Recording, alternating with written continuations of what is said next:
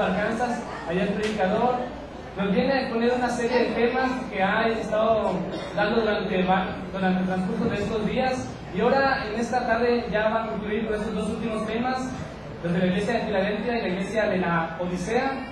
Aquí nuestro hermano es un gran expositor de la palabra de nuestro Dios, y también es maestro está graduado de varias instituciones de educación cristiana, y es un gusto tenerlo aquí, y también es un gusto tenerlo a todos ustedes aquí en esta tarde. Dios los bendiga.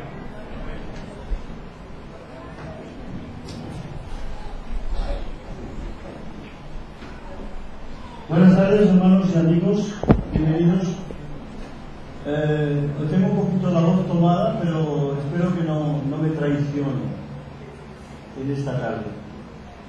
Para aquellos que a lo mejor no han estado todos los días y están interesados en estos temas, yo tengo una página web, la tenéis aquí, www.enriquemartorell.com. Podéis entrar ahí y en lo que es la biblioteca espiritual encontraréis el libro Esperanza para un mundo en crisis, en la cual está basado esta serie. Así que podéis bajarlo gratuitamente. Aquí voy a dejar también unas tarjetas personales encima de esta mesa para los predicadores y personas que quieran tenerla. Bien, de nuevo, ya al concluir, los días pasan volando, ¿verdad? Las cosas buenas se van rápido, pero algo bueno en la vida del cristiano es que seguimos con el Señor. Mañana es lunes, yo vuelvo desde Burnsville a Dallas. En Dallas tengo mi coche que lo voy a conducir desde Dallas hasta Hope. Hope es una ciudad en Arkansas donde nació el expresidente Bill Clinton, y allí está su casa museo. Tengo 3 horas y media de manejo, pero en Dallas voy a estar con mi amigo Pedro Villa, que me ha dicho que me va a invitar a comer, y eso no se puede rechazar, ¿verdad? Y luego después de comer ya continuaré. El martes yo trabajo en una empresa secular, pero el martes no voy a ir a trabajar. No es que me diga, bueno, me voy a descansar un día, no. El martes tengo mucho trabajo desde buena mañana. Voy a ir a una editorial para ver si imprimimos unos libros, entre ellos este, que se agotaron y queremos imprimirlo. Y este seminario se ha grabado profesionalmente en la ciudad de Oklahoma. Me lo grabó un hermano de la iglesia que tiene cámaras profesionales de televisión. Él trabaja para una emisora de televisión, y trajo las cámaras y grabamos este seminario. Entonces queremos hacer el libro con los DVDs, no sé cómo le llamáis vosotros. En España le decimos DVD. Entonces el DVD, que van a ser 4 DVDs con 2 lecciones en cada uno, y el librito, y lo vamos a estar ofreciendo para que lo desee. Bien, ¿qué más iba a decir antes de empezar? Pues nada, iré a esta editorial. Por la tarde estaré trabajando porque yo estoy dando clases a través de videoconferencia desde mi propia casa. Estoy enseñando a estudiantes de México, son de Chihuahua. Tienen ellos conectados con... yo trabajo o doy clases para Sunset, la escuela de predicadores que este año cumple 50 años. Está en Lubbock, Texas. Y ellos son los que tienen escuelas en todos los países prácticamente del mundo. Entonces los estudiantes se conectan a mi clase y yo los veo y ellos me ven, y doy una clase. Estoy dando evidencias cristianas los martes, e historia de la restauración el viernes. Entonces por eso me quedo para dar la clase, y luego ya el miércoles, jueves y viernes estaré trabajando. Lo bueno es que yo trabajo en una empresa que me deja trabajar los días que quiero y las horas que quiero. ¿Quién quiere trabajar en esa empresa?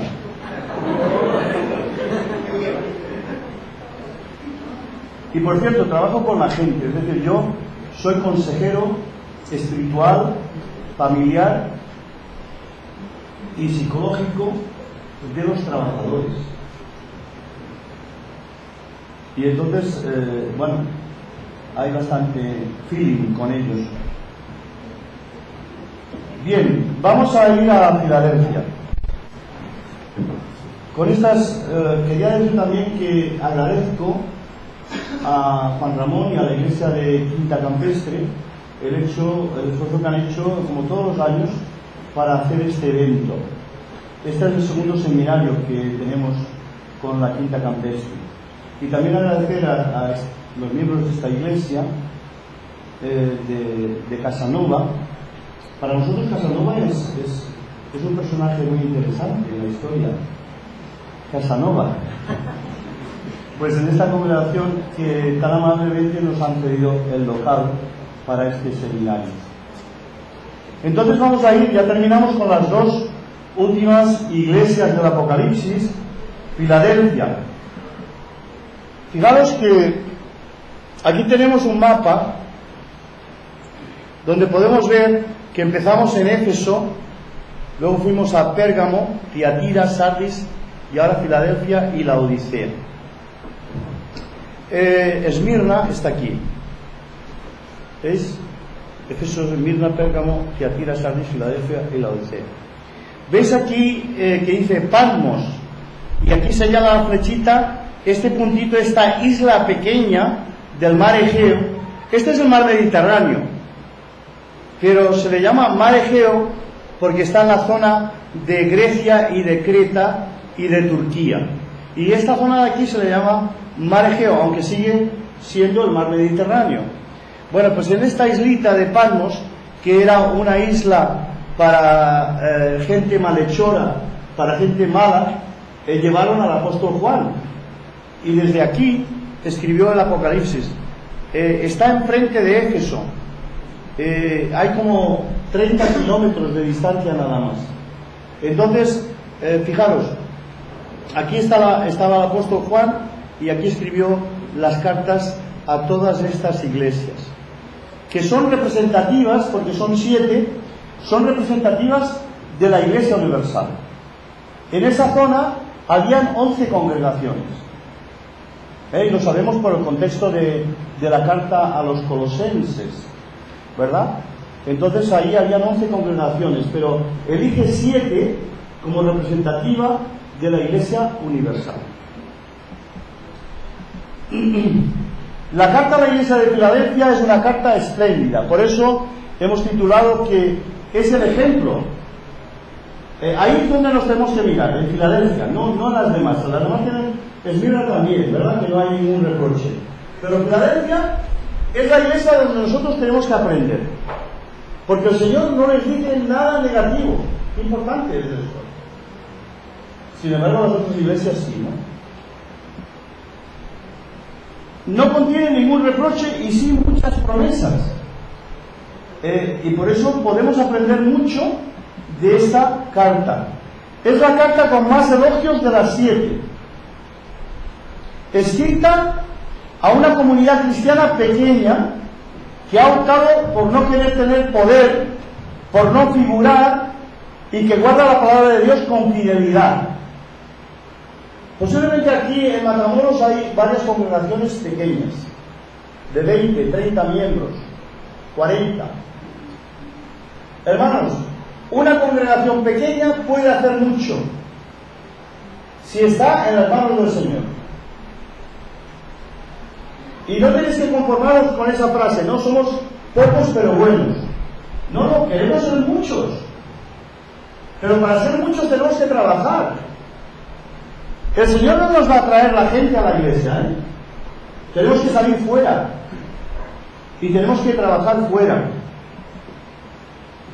Es un ejemplo magnífico para la iglesia de hoy. Es una lección que merece la pena ser reflexionada. A su alrededor hay gente que la critica, la calumnia, pero estos cristianos logran taparles la boca y convencerlos con su vida. Ese es el mejor ejemplo. Al cristiano le van a calumniar, le van a criticar. Ay, hermanos, si os dijera cuántas críticas recibo yo todos los días. Gente que no me conoce, que ni siquiera ha hablado conmigo para nada, y yo oigo que me está criticando. Bueno, a veces me suenan las orejitas, igual que le está hablando por ahí. Pero no pasa nada. Hermanos, del que no hace nada, no dirán nada. Pero del que se mueve, siempre dirán. ¿Habéis oído el Quijote? En la mesita tenéis que tener la Biblia y el Quijote. El Quijote es el libro que refleja mejor el carácter español. Somos un poco quijotescos. Salimos a la aventura.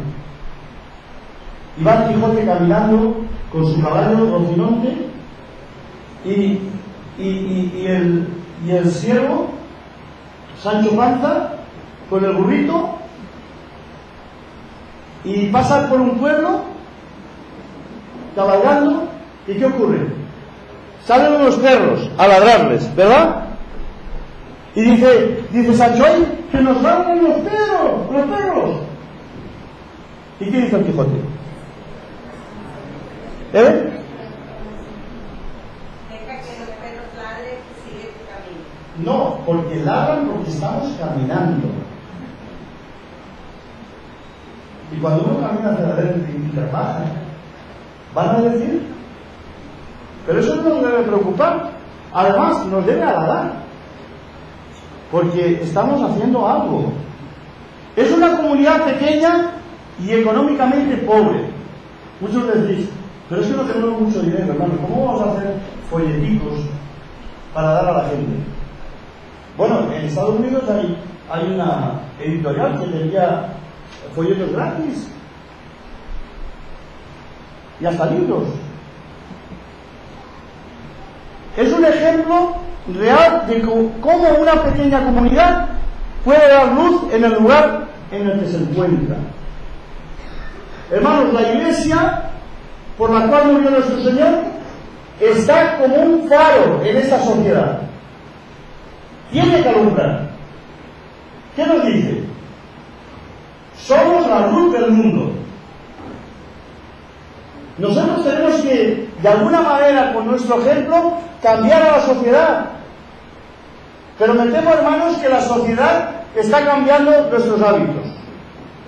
Dejamos que la influencia social se introduzca en la iglesia, en vez de la iglesia introducirse en la sociedad, que para eso estamos, para alumbrar, como el faro de Alejandría. Sí, os decía, en la página web mía, dentro de un mes, va a salir este logo, que es el faro de Alejandría, para iluminar. Estamos así para iluminar, para dar luz a este mundo. El valor de las iglesias locales no está en su tamaño numérico, sino en su fidelidad al mensaje de Jesús. Si somos poquitos pero fieles, alabado sea Dios. ¿Para qué ser 200 y que solamente trabajen 10? Entonces tenemos que seguir adelante. Juntamente con la carta a la Odisea, que es la que más referencia hace a la historia secular.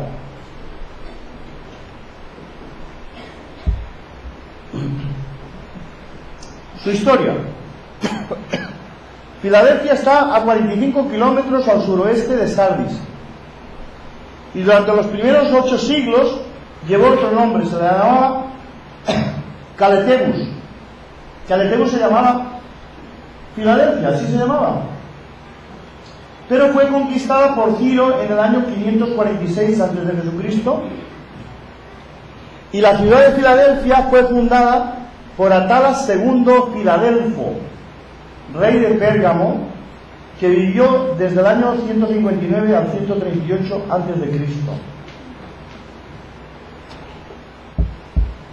¿Y por qué le puso de nombre, si él se llamaba Atalas II Filadelfo, ¿por qué le puso de nombre Filadelfia?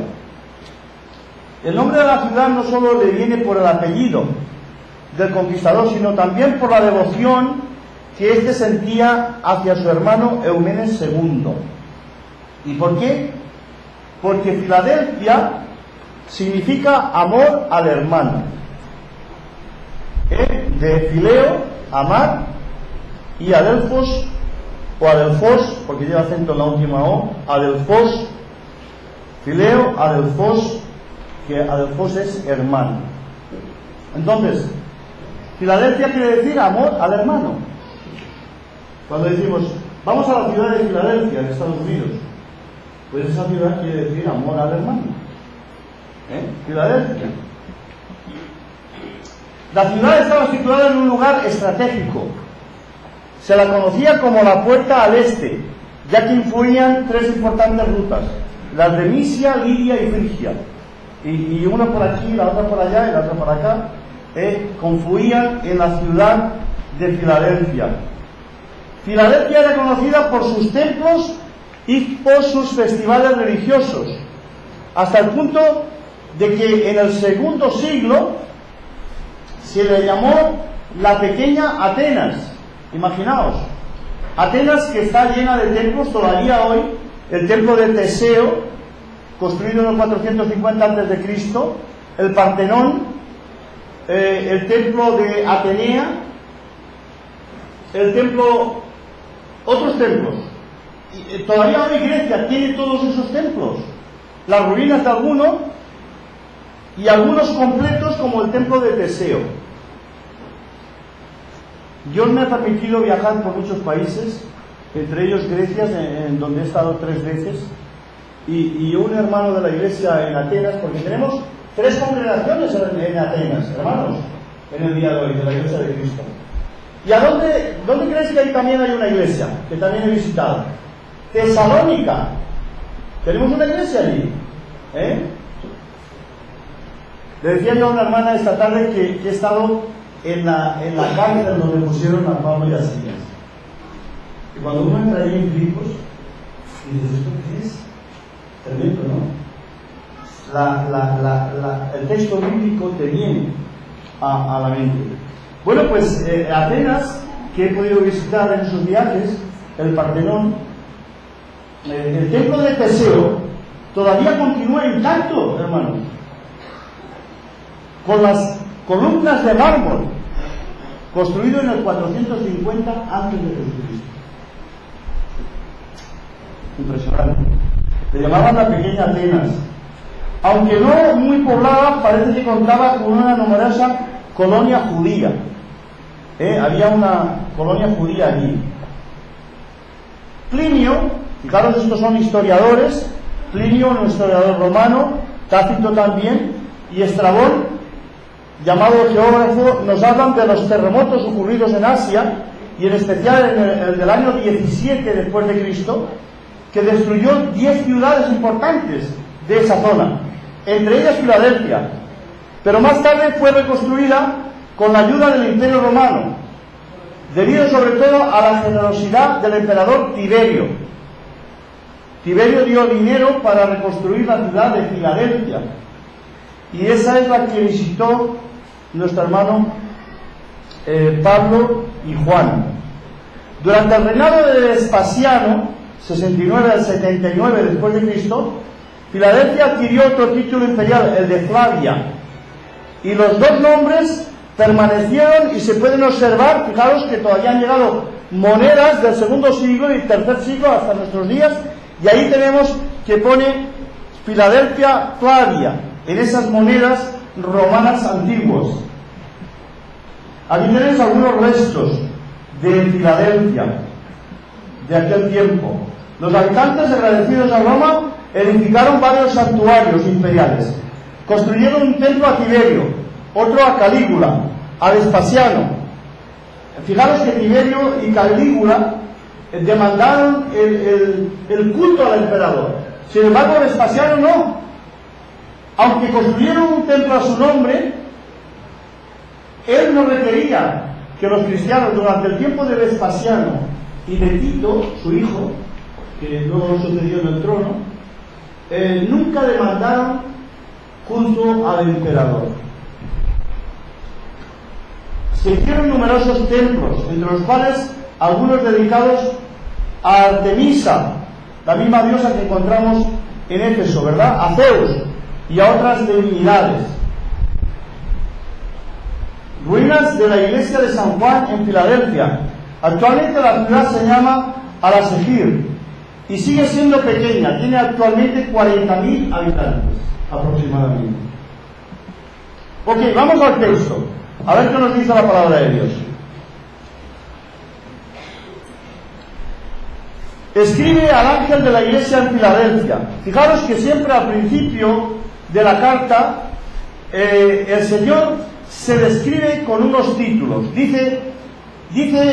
Esto dice el santo, fijaros, el verdadero, el que tiene la llave de David, el que abre y ninguno cierra, y cierra y ninguno abre. Son los títulos que se pone el Señor. Ahora, ¿qué quiere decir con esto?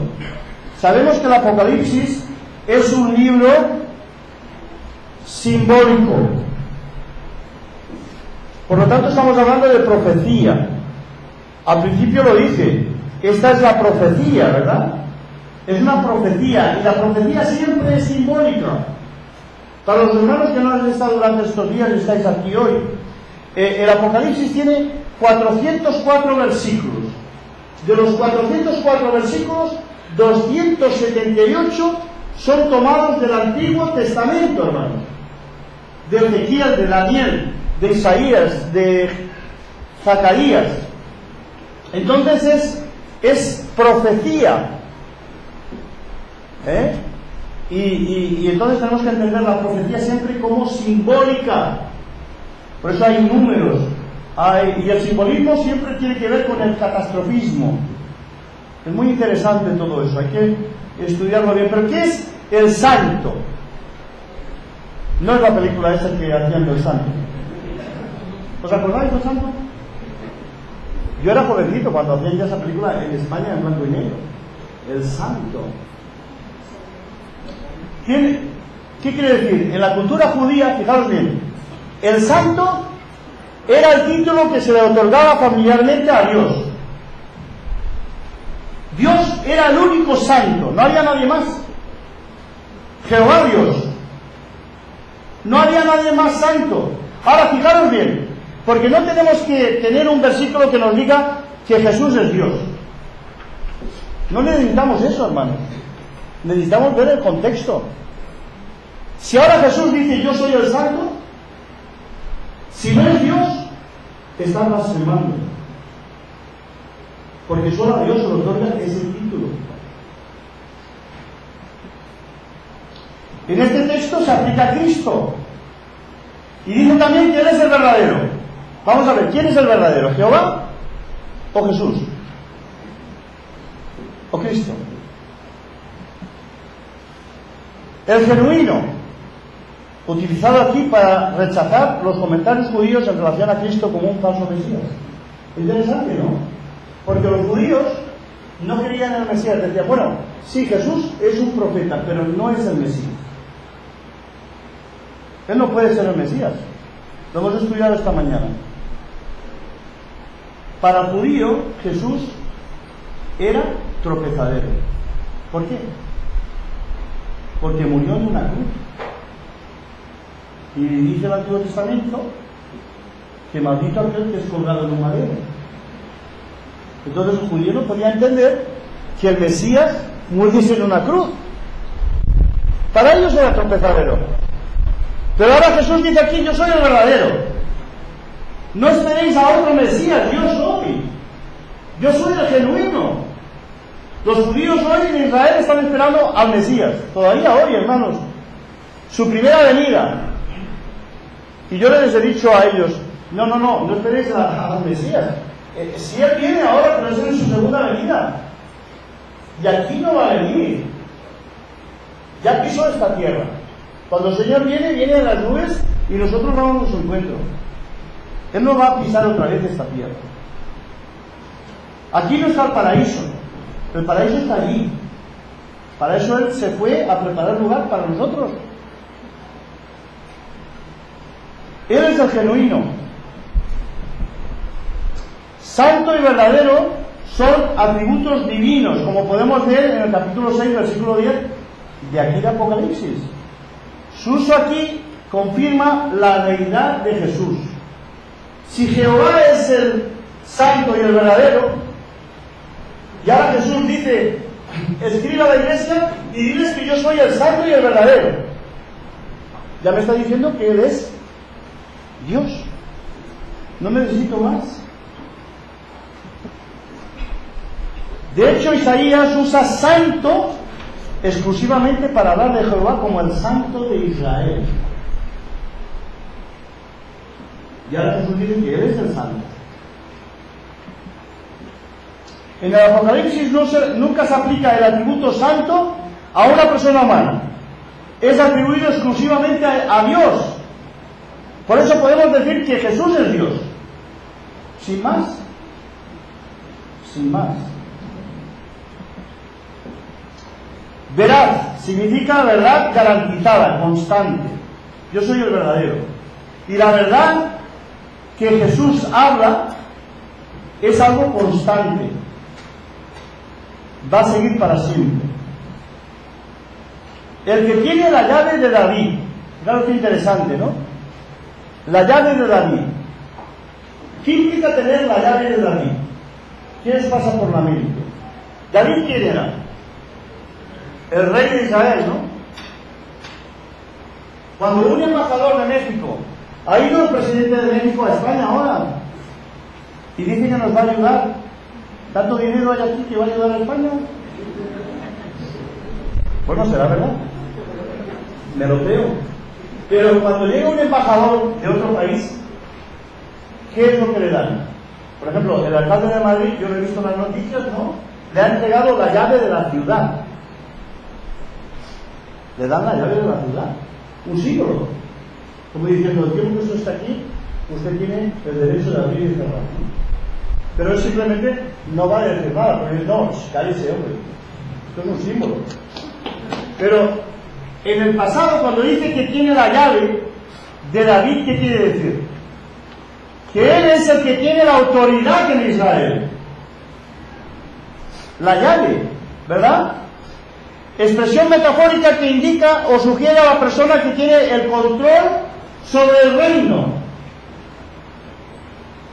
¿El reino qué es? Ahora, la iglesia. Por lo tanto, ¿quién tiene la llave de la iglesia? El Señor. No el hermano que predica aquí, tiene la llave aquí. La llave abre el local, pero el que abre aquí los corazones para que la gente entre en el reino es el Señor.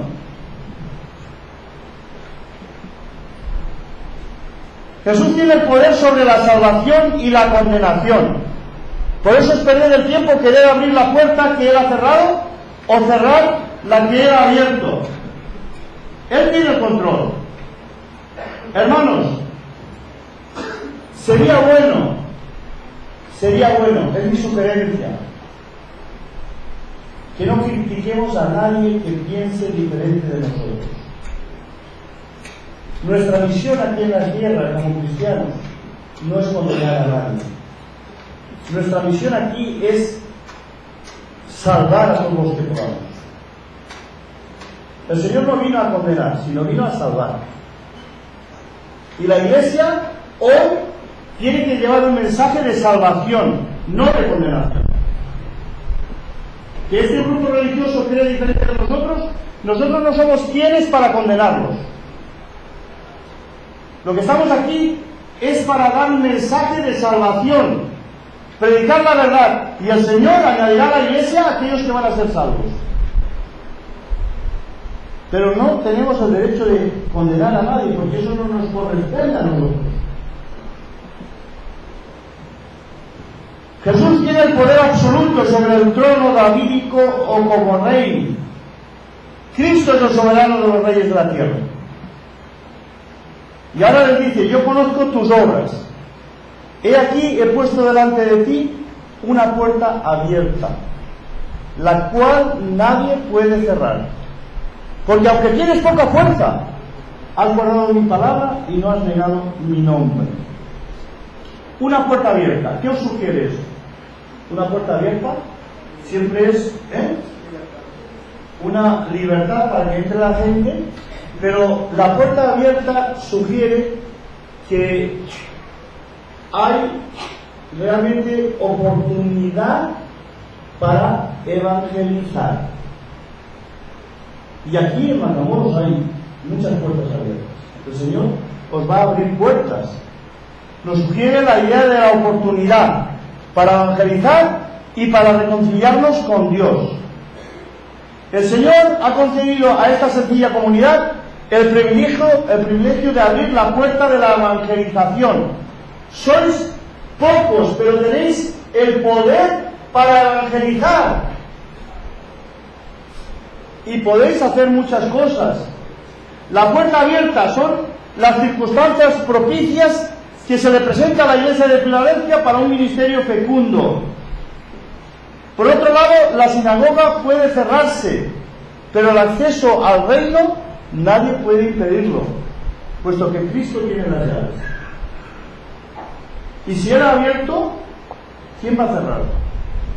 Nadie. Por eso,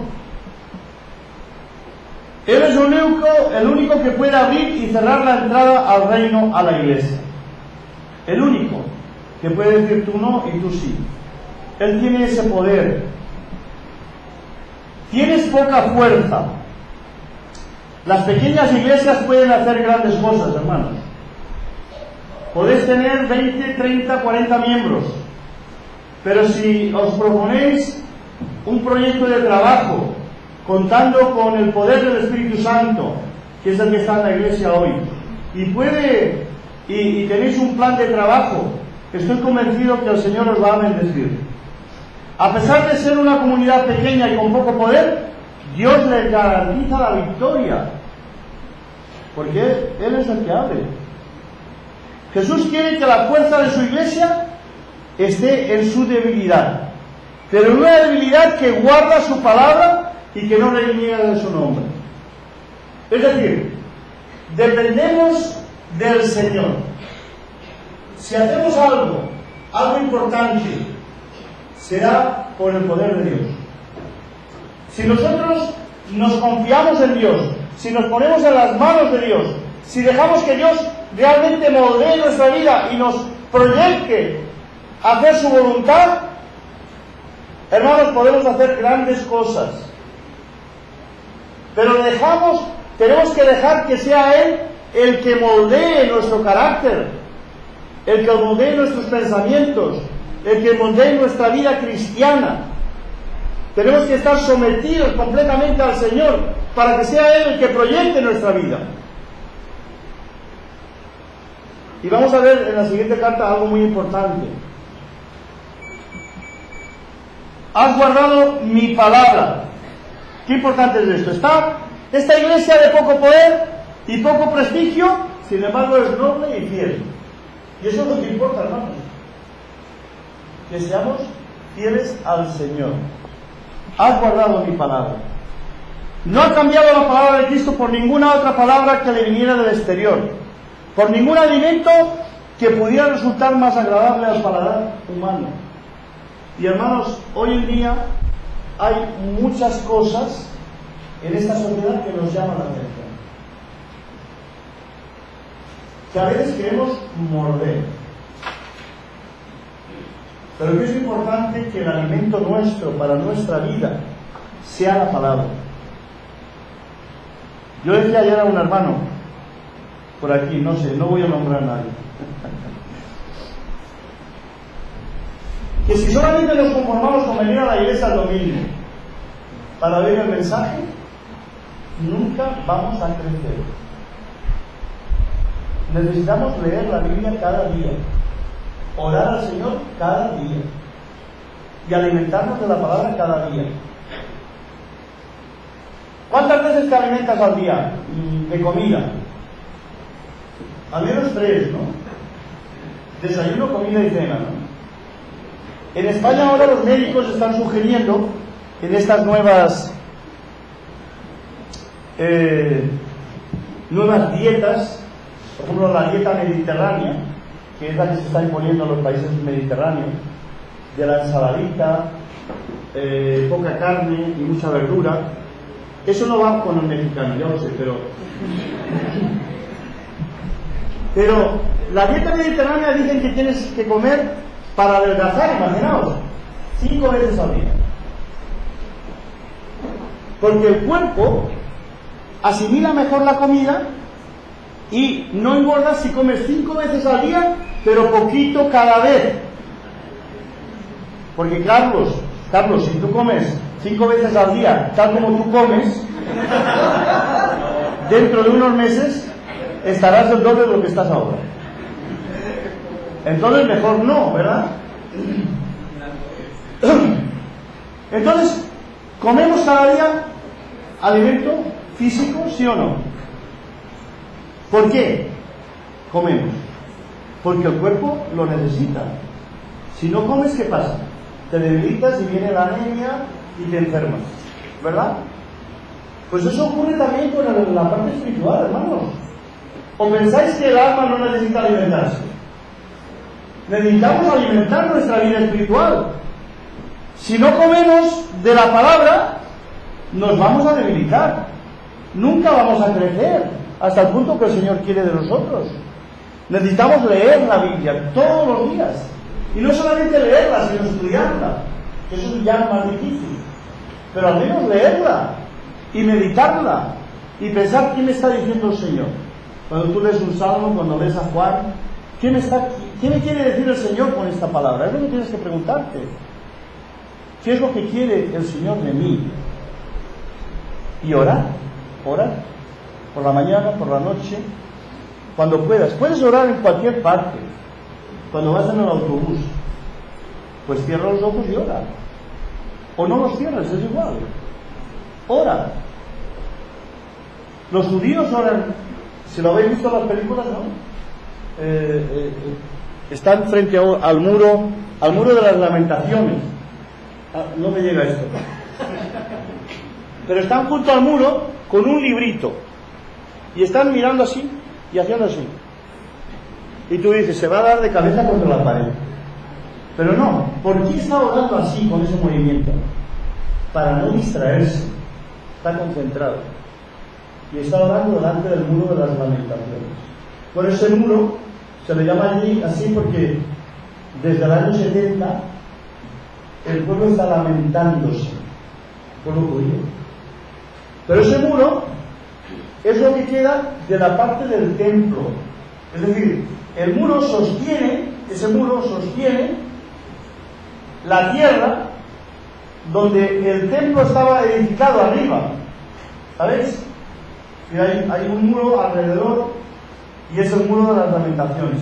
Arriba de ese templo, de ese muro, en la explanada que hay que sostiene ese muro, estaba el templo, que fue destruido en el año 70 por los romanos. Y ahora fijaros, desde el año 700, en esa explanada hay una mezquita árabe. ¿Cómo pensáis que se siente el pueblo de Israel cuando mira y ve la mezquita ahí arriba donde estaba el templo? Por eso ese conflicto que hay entre ellos, que no se pueden ver. Y son hermanos. Los árabes y los judíos son hermanos. Vienen de Abraham los dos, ¿verdad? Entonces, imaginaos, tenemos que alimentarnos de la palabra y orar. No ha mezclado la ciencia de Cristo con la ciencia del mundo. Tenemos que saber dónde estamos.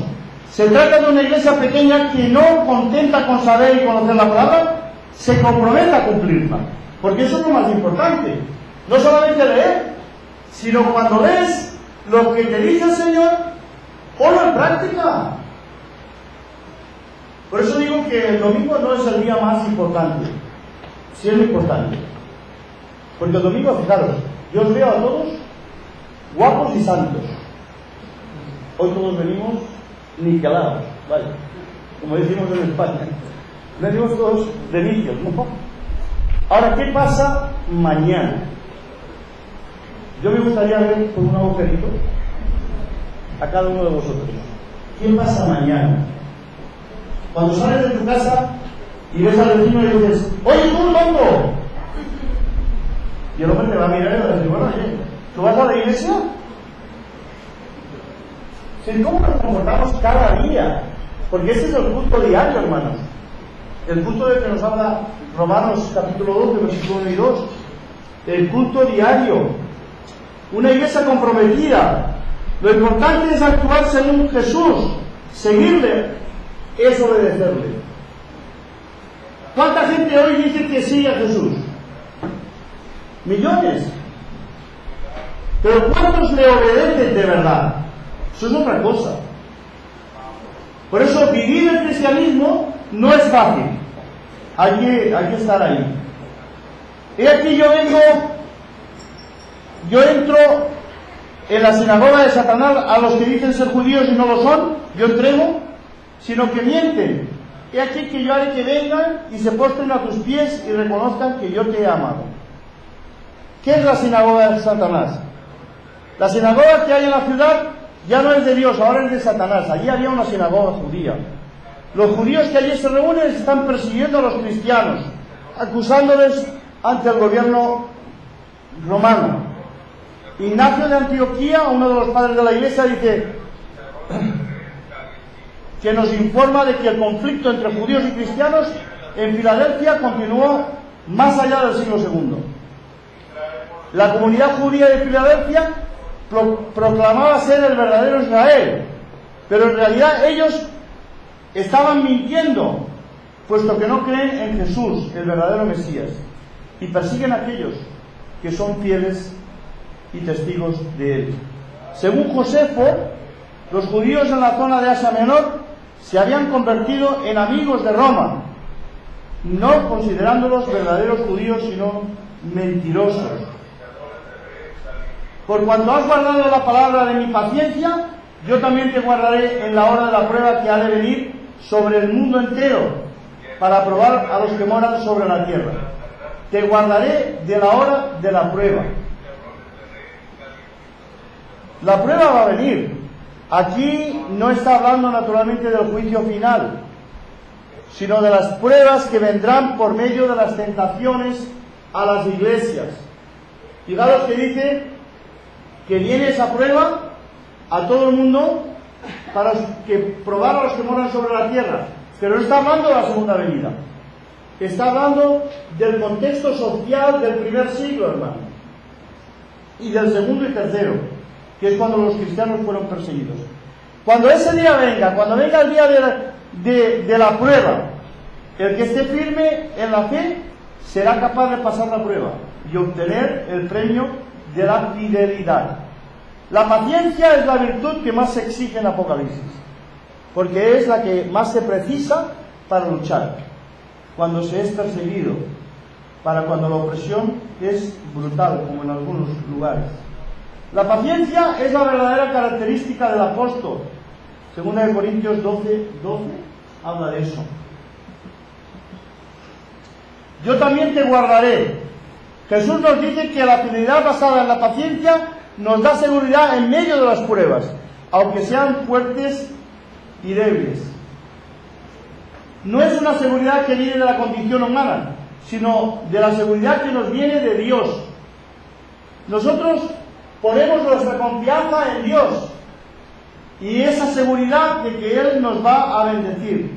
Dios nos prueba a todos de muchas maneras, pero aunque las pruebas remuevan cielo y tierra, la fidelidad a la palabra nos proporcionará la verdad que nos ayudará a resistir en los momentos más complicados. ¿Cuántos no tienen problemas? El que no tenga problemas que levante la mano y luego yo hablo con él para que me explique. Todos tenemos problemas. Problemas familiares, problemas en el trabajo, problemas en la universidad, problemas en el colegio, problemas con el vecino, con la familia. Todos tenemos problemas. Pero si estamos fieles en el Señor nos puede ayudar a superar los problemas. El Señor no nos quitará los problemas, pero nos puede ayudar a pasarlos. Necesitamos enraizar nuestra fe con verdaderos fundamentos. La paciencia y la oración serán dos elementos fundamentales para superar las pruebas. A lo largo de mi vida, igual que vosotros, habréis pasado por muchas pruebas, pero el Señor me ha sacado de todas ellas. ¿Por qué? Porque lo que nos pide el Señor es mantenernos fieles. Y si eres fiel, tienes paciencia. Lo que pasa es que nosotros somos un poco impacientes. Estamos en el siglo de la impaciencia. El siglo XXI es el de la impaciencia. Pero hay que ser paciente. Porque, como dice la palabra, el Señor nos retarda su promesa. Y nos va a llegar. He aquí yo vengo pronto. Fijaros bien. Retén lo que tienes para que ninguno tome tu corona. Y aquí tampoco está hablando del fin del mundo. Vengo pronto. De nuevo no está hablando de la segunda venida, sino del juicio parcial que va a ocurrir cuando abandonamos lo que tenemos del Señor y el Señor viene cuando lo cree conveniente. A casi todas las iglesias les dice esto: cuidado, porque yo vengo a ti y te voy a quitar el candelero, o yo vengo aquí y te voy a hacer esto. Está hablando de un contexto del primero, segundo y tercer siglo. No está hablando del siglo XX. La carta del Apocalipsis es para las iglesias de aquel tiempo, pero nosotros recibimos bendición leyéndolo, pero era para ellos. La venida del Señor para cada individuo está siempre muy cercana, lo que hace que estemos alerta. Es decir, tenemos que estar alertas como si el Señor hubiese de venir esta noche, pero trabajando todos los días como si Él fuese a venir dentro de 50 años, o de 100 o de 1000. El tema de la venida del Señor siempre ha estado presente en los cristianos. En el primer siglo, ¿cuáles eran los creyentes que dijeron, bueno, como el Señor va a venir pronto, dejamos los trabajos y no hacemos nada? ¿Quiénes eran esos? Precisamente los tesalonicenses. Por eso, las dos primeras cartas que escribe Pablo, la primera carta no es Romanos, ni Corintios, porque nosotros tenemos el Nuevo Testamento puesto ahí, pero no de manera cronológica como se escribieron los libros. Si estuvieras cronológicamente, primero se tendría que ser Marcos, luego Mateo, luego Lucas y luego Juan. ¿Y luego cuál sería el que seguiría? Primera y segunda de Tesalonicenses, que son las primeras cartas de Pablo. Y tiene que escribir eso urgentemente, porque los cristianos de Tesalónica han dejado de trabajar porque dicen que el Señor ya viene. Y Pablo dice: el que no trabaje, que no coma. Y ya todos se pusieron las pilas. Claro, porque eso no puede ser. Cuando se estaba terminando el año 1000, decían que se iba a acabar el mundo por el tema del milenio, ¿no? Y si aquí dice el milenio son 1000 años, pues en el año 999, eso lo dice la historia, la gente estaba temorosa. Dice: cuando llegue el 1000 se acabó el mundo. Y pasó el año 1000. Los que sois ya, bueno, casi todos, no, los más jovencitos ya no se acordarán. Pero cuando llegaba el año 2000, ¿qué pasó? Decía: se va a acabar el mundo. Algunos, los que nos gusta o trabajamos con las computadoras, ¿cómo se llama esto en español?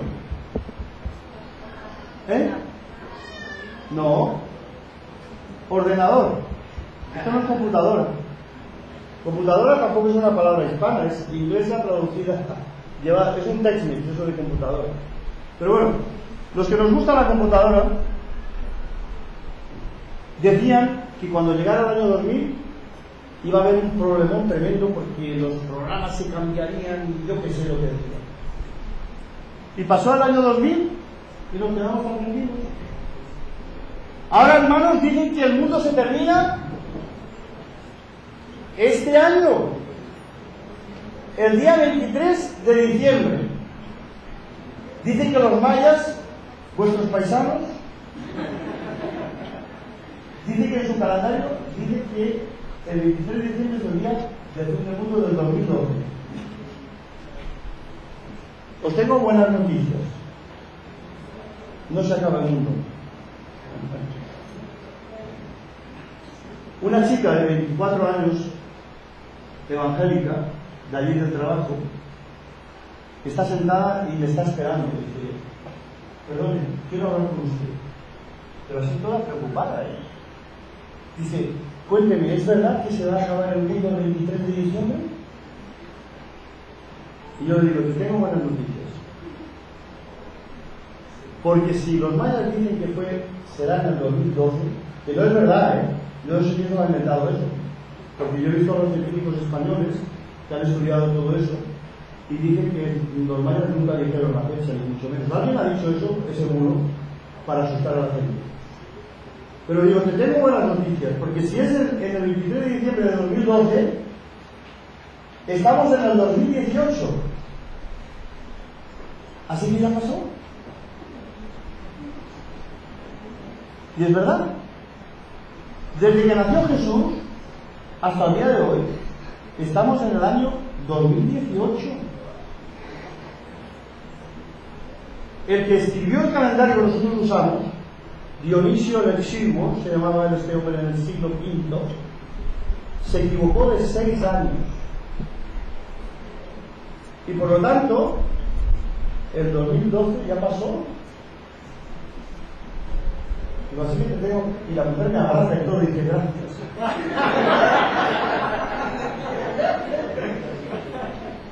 Así que el Señor no viene tan pronto. El Señor tiene mucho pueblo todavía. Y os digo que yo me gustaría verlo, su venida. Pero creo que no la voy a ver. Igual mis hijos, no sé. Pero yo no la voy a ver, creo, Tome tu corona. Si no hay firmeza, puede venir la derrota, hermanos. Nadie puede quitar la corona de nuestra cabeza y solo podría hacerlo nuestra propia infidelidad. Por eso como dije ayer, yo no creo que nosotros podamos perder nuestra salvación así tan fácilmente. Yo soy de los que digo, estudiando bien la Biblia, que la salvación es muy difícil perderla. Yo no digo que no se pueda perder. Cuidado, no vayas luego por ahí diciendo que el hermano Martorell dice que no se puede perder la salvación. Yo lo que digo es que es muy difícil perderla, que es otra cosa. Y esto leyendo en profundidad el libro de Romanos. Porque ahí nos dice que es muy difícil, el Señor está con nosotros. ¿Quién contra nosotros? Si tú te mantienes fiel con el Señor, nadie puede quitarte la corona de vida. Nadie. El único que te la puede quitar eres tú mismo.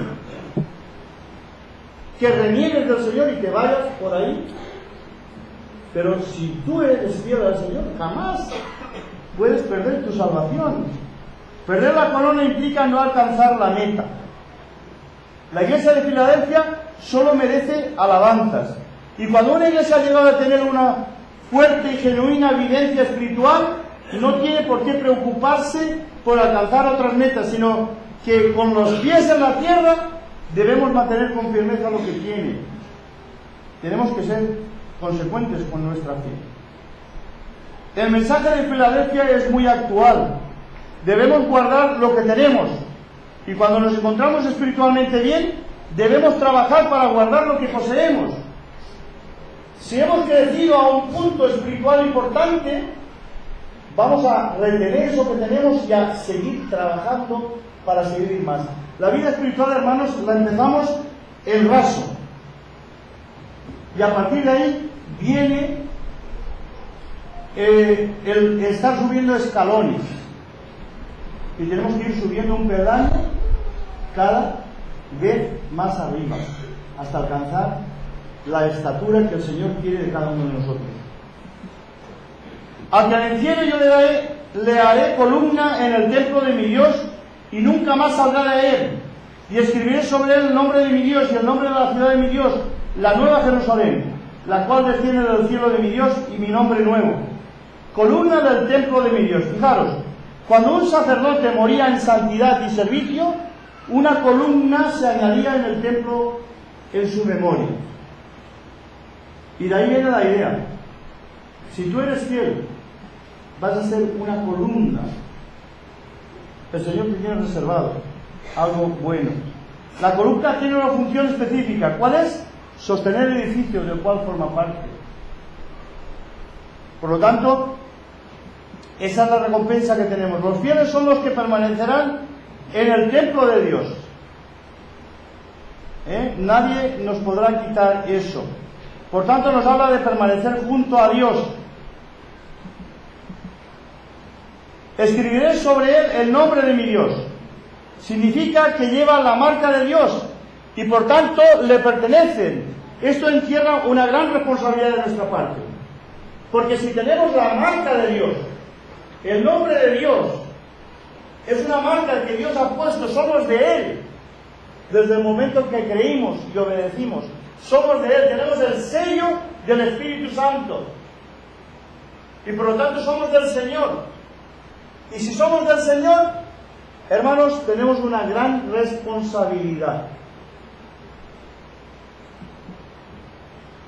Cuando la sociedad nos mira, tiene que ver en nosotros que somos del Señor. Qué importante es eso. ¿Qué impacto tenemos con los que nos rodean? Aquellos que no son creyentes y están alrededor nuestro. Los vencedores, los cristianos fieles, son columnas en el templo de Dios. Se trata del sello definitivo que da Dios a los que son verdaderos seguidores de Él. Y el nombre de la ciudad de mi Dios implica que son miembros de una ciudadanía especial, celestial. Porque en el juicio final, es decir, el día final, ¿qué es lo que desciende del cielo? La nueva Jerusalén. Pero la nueva Jerusalén, ¿quién la forma? Los creyentes. No es la Jerusalén de ladrillo y cemento, es la Jerusalén espiritual la que desciende del cielo. Y yo quiero ser de esos. Jesús grabará el nombre de la ciudad de su Dios. Esta Jerusalén es nueva y no es la prolongación de la Jerusalén de aquí abajo. Esta Jerusalén baja del cielo, de junto a Dios. Y mi nombre nuevo.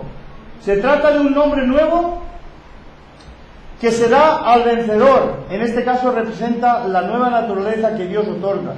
Se trata de un nombre que se impondrá en la Jerusalén celestial. Ok, resumiendo, nadie puede cerrar lo que Dios abre. Eso es lo que aprendemos de esta carta. Nadie puede abrir lo que Dios cierra. El que opta por ser humilde sin aparentar, sin poder, tiene un puesto especial en el corazón de Dios. Cuando realmente nosotros dependemos en Dios, cuando realmente decimos, Señor, ayúdame a hacer esto, o ayúdame a pasar esta prueba, o ayúdame, Señor, en esta circunstancia difícil en mi vida.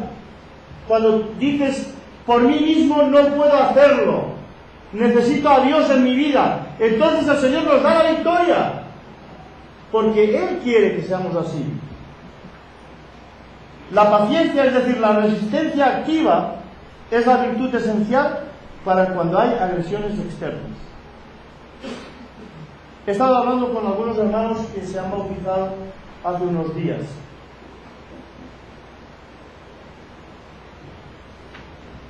Las agresiones externas van a venir a sus vidas. La familia, los amigos. Os he dicho que a mí me encanta el cine, ¿no? ¿Cuántas veces lo he dicho ya? 20. Y yo tenía 2 amigos muy íntimos, no sé qué habrá pasado con ellos, porque hace muchos años que no sé nada de ellos. Pero íbamos los sábados o los domingos al cine, los 3. Nos gustaba el cine, nos encantaba el cine. Pero cuando yo me bauticé, ya no iba con ellos. Y ellos me criticaban, ¿no? Oye, ¿pero qué ha pasado contigo? ¿Ya no vamos al cine? No, es que tengo otras cosas más importantes. Yo te invito a la iglesia. Entonces, los amigos se separan de ti porque ya no vas con ellos. Los amigos te critican. La familia, en ese momento en que yo me bautizo, mis padres no son creyentes. Y mi madre me dice un domingo: oye, ¿por qué no te vas con tu hermana al baile? Porque a mi hermana le gustaba moverse, ¿no? Iba al baile. Pero a mí, yo no me gustaba el baile. Es que no me gustaba, no tenía ninguna atracción para mí el baile, me gustaba el cine. Y entonces mi madre me dice: yo preferiría que te fueras con tu hermana al baile a que vayas a la iglesia esa donde vas. Porque ellos no entienden. Y hay presiones. Y fíjate, si te lo dice tu madre, pero esas pruebas te van a ir fortaleciendo. Y luego, como dije ayer, mis papás, tuve el gusto de años más tarde bautizar a mi papá, y luego mi madre se bautizó 3 meses después que mi papá. Y los 2 están con el Señor, ya hace años que murieron. Dios protege al fiel en la hora de la prueba. El mensaje "vengo pronto" nos lleva a estar siempre en alerta, porque el Señor puede venir a tu vida si no estás fiel, y puede darnos y llamarnos la atención. El cristiano fiel a Dios recibirá un nombre nuevo. Ok, preguntas ahora. Inmediatamente cantamos un himno, nos ponemos de pie. Si hay alguno que quiere tomar la siesta ahora, es decir, mientras estoy hablando, puede hacerlo, pero por favor que no ronque, para que no estorbe a los demás. Nos vamos a poner de pie en un momentito para cantar un himno, pero si hay preguntas, alguna pregunta relacionada con el tema de esta tarde. Además, en el versículo 12 dice: y la que decía Dios de haber columna en efecto de mi Dios, solamente es de mi Dios. ¿A qué se refiere con de mi Dios? Bueno, es de Dios, el templo de Dios.